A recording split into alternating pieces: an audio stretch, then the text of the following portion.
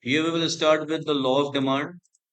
Law of demand tells us relationship between demand of a commodity and its price. PX we did not see earlier. We did not talk about PX earlier, and I left that for the law of demand. This law was given by Alfred Marshall, an economist who has given many microeconomic laws. This is one of them, and he said in his law, he just said one thing. He gave one statement about this law that at lesser price you can sell more. What he said is that at lesser price you can sell more. And with this, the law of demand has been formed. So the law of demand is basically relationship between demand of a commodity and its price. And that relationship is inverse. That relationship is inverse. That is, when price falls, demand rises. And when price rises, demand falls. Have you got me, guys? What I said, Aditya and Mancha? Yes, sir. Yes, sir.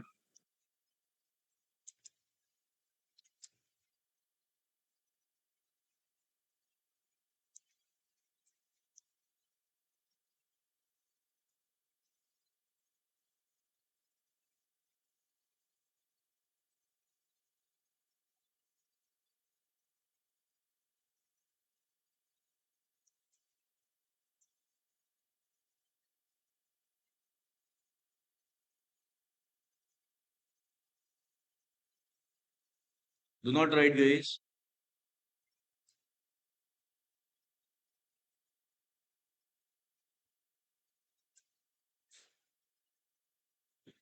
So to elaborate the law explains relationship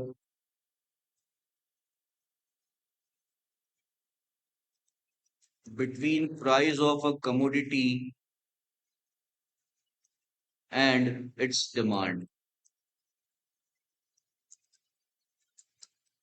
As per the law, price of a commodity and its demand are inversely related.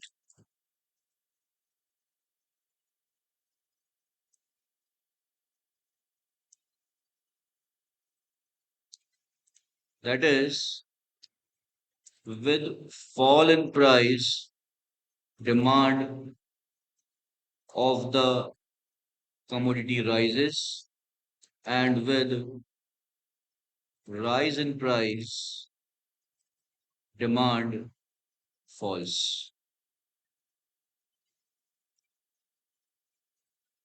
Am I clear? Have you got this? But this is not so without ceteris paribus. Ceteris paribus is a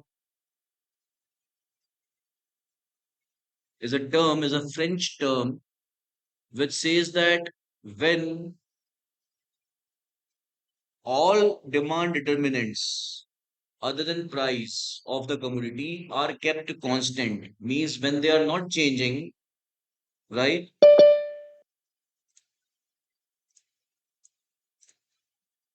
That time, if price rises, demand will fall. And that time, if price falls, demand will rise. So, for law of demand to work, for the law of demand to work, all other demand determinants, other than price of the commodity, they should remain constant. Am I clear? Because if they are not constant, then the law of demand will not work. For example, consumers' income is increasing, it is rising. At the same time, price is also rising. Because of this, there may not be any effect on demand. Demand may not fall because of rise in price. Why? Because at the same time, consumers' income is also rising. So my income is rising, price of a particular commodity is also rising, but I hardly get affected. Why? Because now I have more money in my pocket to spend more on that commodity. And that is why I will consume the same units of that commodity which I was consuming earlier. क्या ज्यादा हो जाए? नहीं, पर price ही बढ़ गई है ना, तो हमारे हमारी डिमांड में कोई फर्क नहीं पड़ रहा। प्राइस बढ़ गई, हमारी इनकम भी बढ़ गई, तो हम उतना ही खरीद रहे हैं जितना पहले खरीद रहे थे। अगर सिर्फ इनकम बढ़ी होती तो हम ज्यादा खरीदते। Getting my point guys? Price is rising, but at the same time, population is also rising. At the same time, population is also rising. So what will happen? Demand will not get affected, right? So that is the reason why other demand determinants, that is demand determinants other than price of the commodity, are kept constant, or they are assumed to be constant. Have you got me, Mansha and Aditya? Yes, sir. Yes, sir.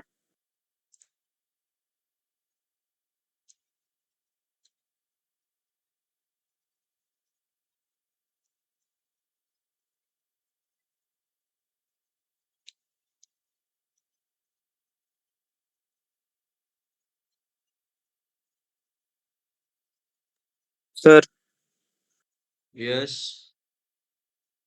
what is meant by law of demand, sir? Yeah, the law of demand, that is what I was explaining. The law says that there is inverse relationship between price of a commodity and its demand. Inverse relationship means indirect relationship. That is, when price of a commodity rises, its demand will fall, and when price falls, its demand will rise. Have you got me? Sir,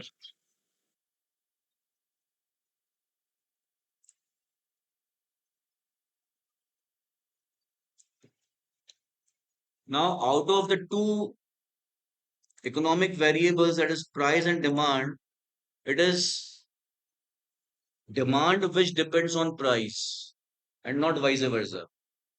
It is demand which is dependent variable and price is independent variable. Demand will work according to price and not vice versa. Price does not work according to demand. Am I clear? So what I'm trying to tell you guys is that this law does not say that what will happen to price when demand rises. When demand rises, price may not fall necessarily. That is what is the meaning. What I just said. Right? So note that out of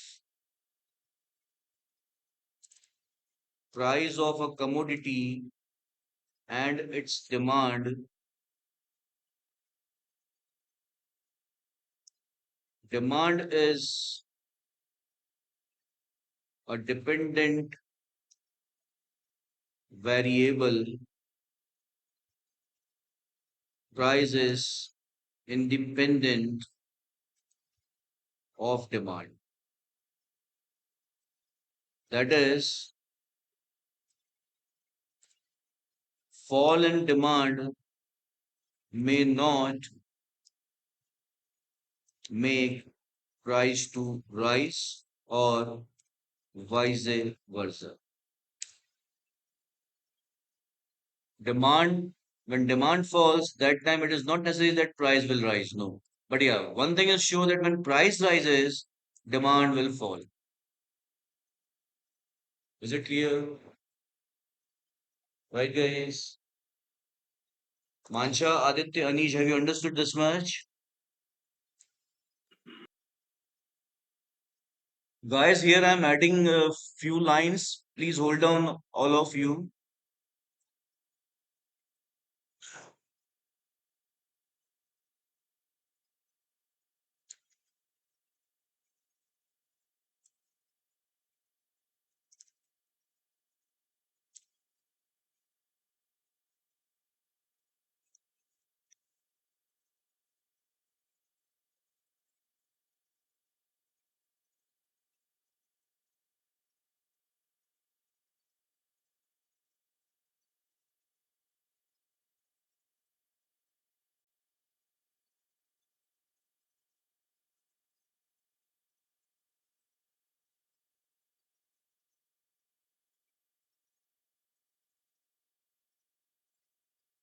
For example, when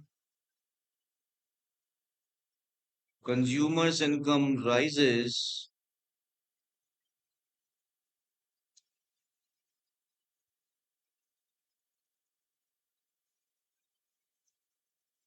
rise in price of a commodity may not affect its demand. That is, demand may remain constant as rise in price will not affect consumers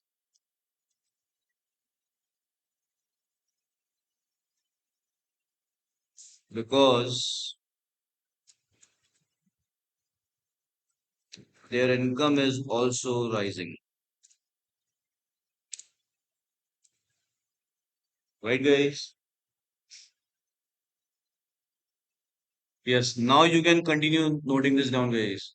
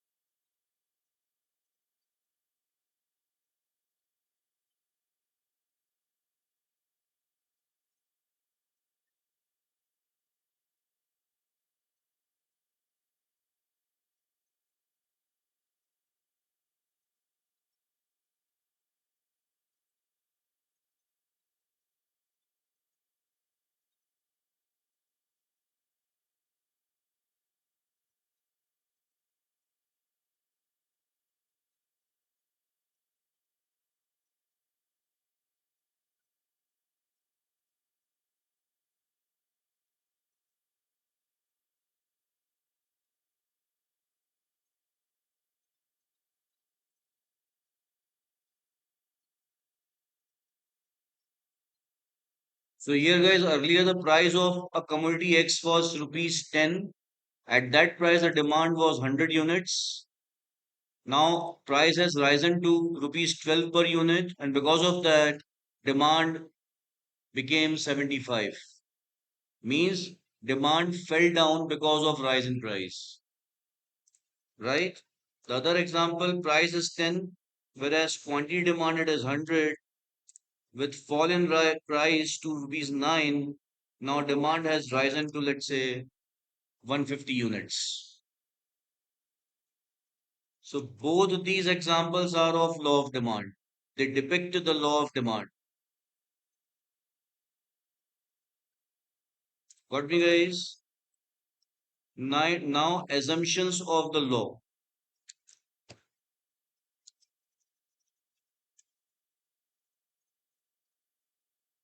Assumptions are, do not write, guys, now. Assumptions are, when I speak, do not write. Right? Otherwise, you will have things only in your notebook. Nothing will go in your minds. Assumptions are those conditions under which the law works. Assumptions are nothing, but they are those conditions under which the law works. If those conditions are not fulfilled, if they are not met, the law will not work. And when law does not work, what will happen? Even though price rises, demand may remain unaffected. Even though price falls, demand will not change. Am I clear?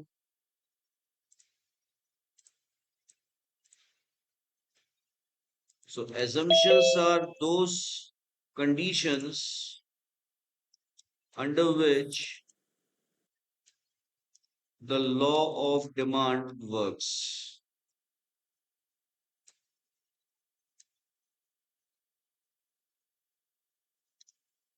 which are, the first one is the good or the commodity should be normal. Now, what does this mean, or what are abnormal goods? We will talk about that later. I will explain you that later, right? When we will see exceptions to the law of demand, that time I will explain you that.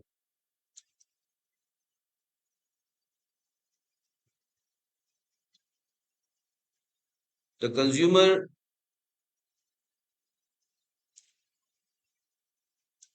has full information of the market. This is the second assumption. Means, or consumers have full information of the market. Means consumers know where a particular commodity is available at a lesser price and where it is available at a higher price. He knows the market very well, and therefore he will purchase always from the place where it is available at lesser price. It means the one who is selling the commodity at lesser price will always have more demand than the seller who is selling the same commodity at a higher price. Am I clear? Consumers are rational, that is of sound mind. Because if consumer is not rational, he may purchase the same commodity from the shop where it is available at a higher price. Got this? Have you got this, guys? Anish, Mansha, and Aditya. Yes, Yes, sir. sir. Yes, sir.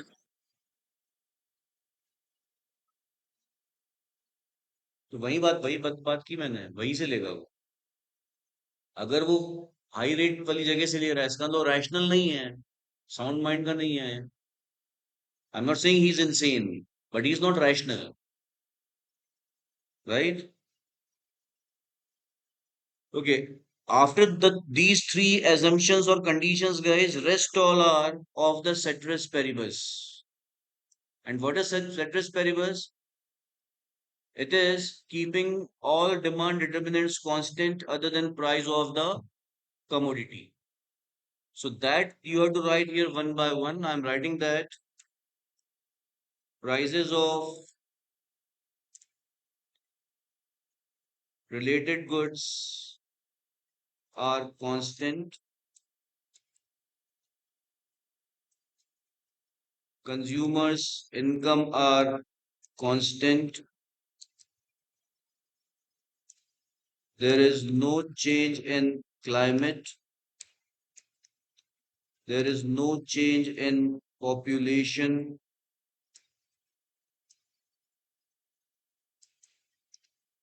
Demographic conditions are not changing. Consumers' tastes and preferences remain constant,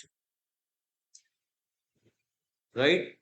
I'm talking about all the demand determinants other than price of the commodity, and assuming that they are not changing, they are constant, right? Direct tax rate is constant.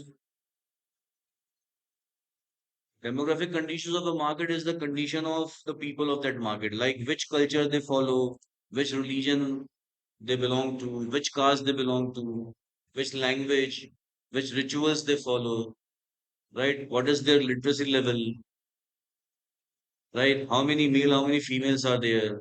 What is the age group of people in that population?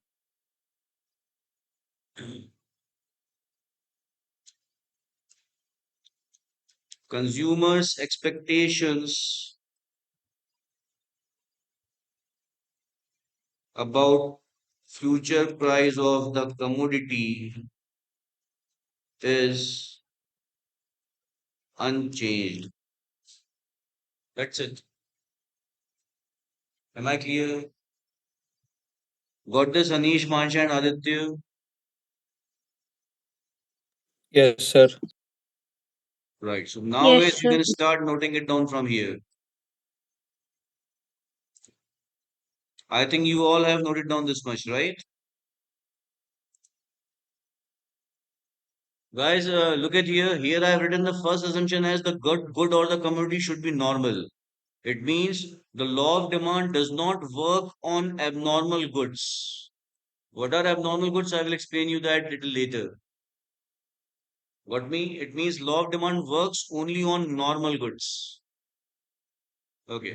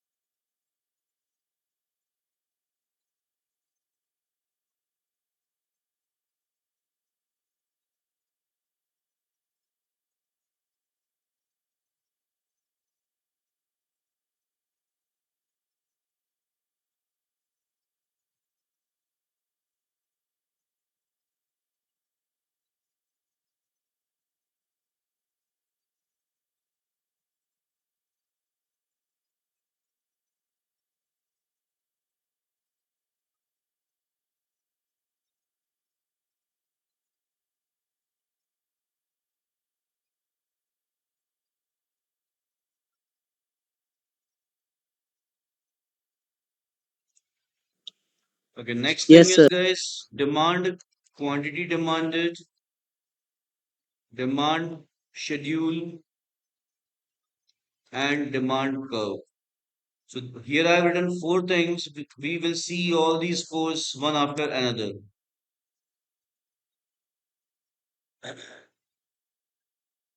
Here I have written demand and quantity demanded. They both are different terms, guys. They are not same. They sound same, but they are not so. Right? So today we will cover demand and quantity demanded. Rest of the things we will see in our next class. Okay, listen to me carefully, guys. I'm giving you an example, and through that, I'm explaining you what is demand and how it is different from quantity demanded. Let's say one of my friends came to Indore, to my city from Mumbai. He wants to start an ice cream factory here, factory of producing ice cream. Initially, he wants to produce only one flavor, that is vanilla flavor, and that too in one variant, that is cup of 250 grams or 50 grams. Cup of 50 grams. That is one single variant, one single product. Product is vanilla ice cream, variant is cups of 50 grams. Am I clear? He is asking me what would be the demand of his ice cream. He asked me what would be the demand of his ice cream, and I answered him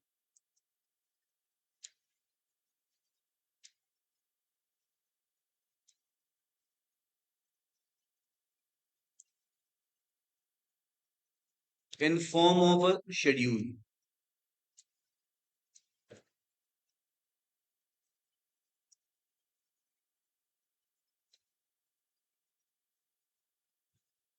So how I answered his question is, I said that if you sell your each cup for rupees 10, you'd be able to sell 100 cups in a day. If you keep the price rupees 12, you'd be able to sell 95 cups in a day. If you keep the price rupees 15 per cup,